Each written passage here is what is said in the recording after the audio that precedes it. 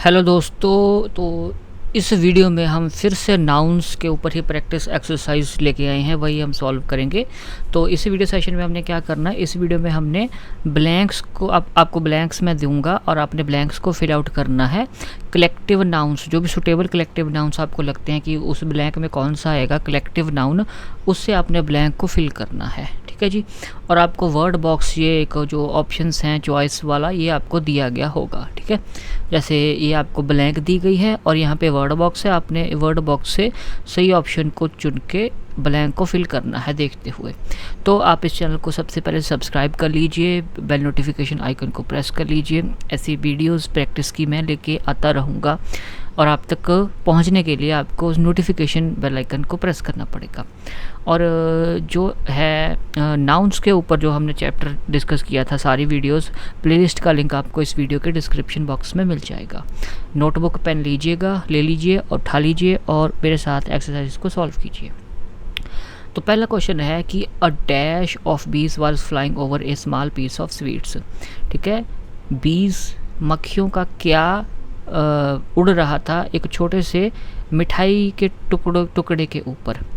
तो मक्खियों की कलेक्शन को क्या कहते हैं, तो पहले देख लेते हैं ऑप्शन क्या क्या है। एक तो बंच है, पील है, जूरी है, बुके है। ये BOUQUET को आप बुकेट नहीं बुके पढ़ते हैं, ये फूलों का होता है जिसको हम गुलदस्ता कहते हैं। टीम है, रेजिमेंट है, गैंग है, स्वार्म है, क्रू, स्वीट, इसको स्वीट पढ़ते हैं, SUITE को स्वीट। ये कमरों का ग्रुप होता है। Band, lock, troop, orchard, herd. ठीक है, ये सब कुछ है। तो बीज का क्या होता है, बीज का स्वार्म होता है। ठीक है, स्वार्म ऑफ बीज, बीज की कलेक्शन को आप स्वार्म कहते हो। स्वार्म क्या होता है, large group of insects moving together. ठीक है, इंसेक्ट्स ऐसे कीड़े मकोड़े जो काफ़ी ज़्यादा बड़ी तादाद में एक जगह से दूसरी जगह जा रहे हैं, तो उनका स्वार्म होगा। ठीक है, और बीज इंसेक्ट्स होते हैं जो आमतौर पे बड़े ग्रुप्स में फ्लाई करते हैं। तो बीज का क्या होता है, स्वार्म होता है। सेकंड है Wordsworth roamed in the dash of apples. Wordsworth एक कवि है। रोम करने का मतलब होता है वेंडर करना। ठीक है, भटकना, चलना। In the dash of apples, apples का क्या होगा, एक बाग होगा। ऑर्चर्ड ऑफ एप्पल्स होगा, ऑर्चर्ड।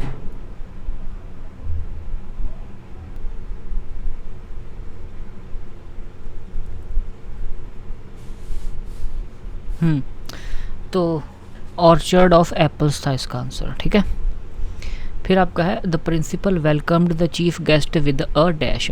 कि जो प्रिंसिपल थे उन्होंने स्वागत किया चीफ गेस्ट का किसके साथ, फूलों के गुलदस्ते के साथ, बुके, जो मैंने आपको शुरू में बताया था। ठीक है, बुके आएगा। बुके का मतलब क्या होता है कि आपने फ्लावर्स के गुच्छों को अरेंज किया गया है, अरेंज्ड बंच ऑफ फ्लावर्स। ठीक है, फूल एक तरह के हो सकते हैं या अलग अलग तरह का भी अरेंजमेंट हो सकता है। A dash of cattle was seen grazing in the grass. ठीक है, कैटल का क्या देखा गया, घास को चरते हुए। क्या आएगा इसका आंसर, इसका आंसर आपका होगा हर्ड ऑफ कैटल। ठीक है, कैटल का झुंड। तो कैटल होती क्या है, कैटल ऐसे जानवर होते हैं जो चारा चरते हैं, चारा चरने वाले, जैसे घास चरने वाले जानवरों को कैटल कहते हैं, चारा चरने वाले। ठीक है, जो ग्रेजिंग एनिमल्स होते हैं। ठीक है, तो हर्ड क्या होता है, जो भी ग्रेजिंग एनिमल्स होते हैं जिसको कैटल कहते हैं, उनके झुंड को हर्ड कहते हैं हम। Ultimately after 10 years the dash announced it's verdict. कि अल्टीमेटली, कि बिल्कुल फाइनल तौर पे 10 सालों के बाद डैश ने अपनी अनाउंस कर दी वर्डिक्ट, यानी कि फैसला। तो किसने अनाउंस किया होगा, ज्यूरी ने अनाउंस किया होगा। ठीक है, ज्यूरी क्या होती है कि जो भी लीगल केस होता है उसका डिसीजन कुछ लोगों का समूह लेता है, जिसको ज्यूरी कहते हैं। ये ज्यूरी सिस्टम आपका इंडिया में नहीं होता। इंडिया में तो जो जज होते हैं वो आपका फैसला सुनाते हैं।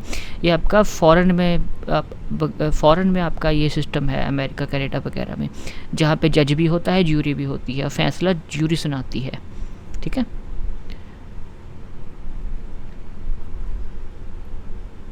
तो ज्यूरी आपका जजेस का ग्रुप भी हो सकता है जैसे इंडिया में, और ज्यूरी आपका कोर्ट में डिसीजन मेकर्स का भी ग्रुप हो सकता है, जो लोगों का खास ग्रुप होता है जो फैसला सुनाता है फॉरेन कंट्रीज़ में। फिर है a dash of musicians was called to sing at the wedding. Musicians के किसको बुलाया गया गाना गाने के लिए शादी पे? म्यूजिशियंस का क्या होगा? म्यूजिशियंस का होगा बैंड, बैंड, ठीक है, बैंड होगा। Our dash of soldiers put up a splendid show at the Republic Day parade. हमारे जो सोल्जर्स का डैश था उन्होंने बहुत ही शानदार शो प्रदर्शित किया रिपब्लिक डे परेड वाले दिन। तो सोल्जर्स की क्या होता है? सोल्जर्स के ग्रुप को क्या कहेंगे आप? रेजिमेंट कहेंगे, ठीक है। Organised group of soldiers in the army, regiment. In the movie Sholay a dash of dacoits was shown.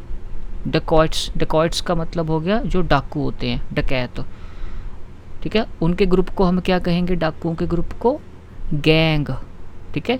जैसे चोरों का भी गिरोह होता है गैंग, डाकुओं का भी, क्रिमिनल्स का, रॉबर्स का, ये सभी आपके गैंग में आएंगे, group of criminals, gang. A dash of sailors tried its best to save the ship from drowning.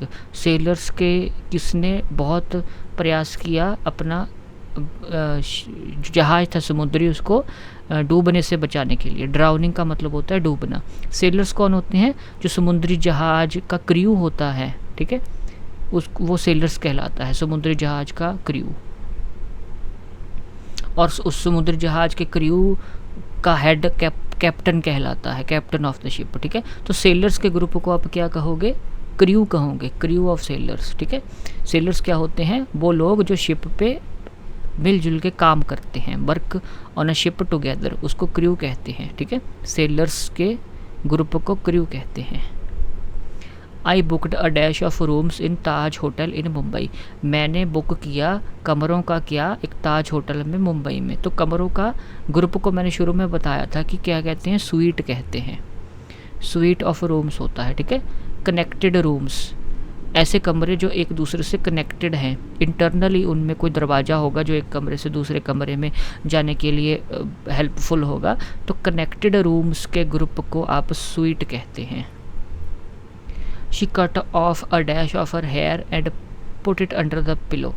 उसने काट दिया बालों का अपना क्या, और अपने पिलो क्या होता है? सिरहाने, सिरहाने के नीचे उसने रख दिया। तो बालों की क्या होती है? एक लट होती है, बालों का जो गुच्छा होता है उसको लट कहते हैं, यानी कि लॉक ऑफ हेयर कहते हैं।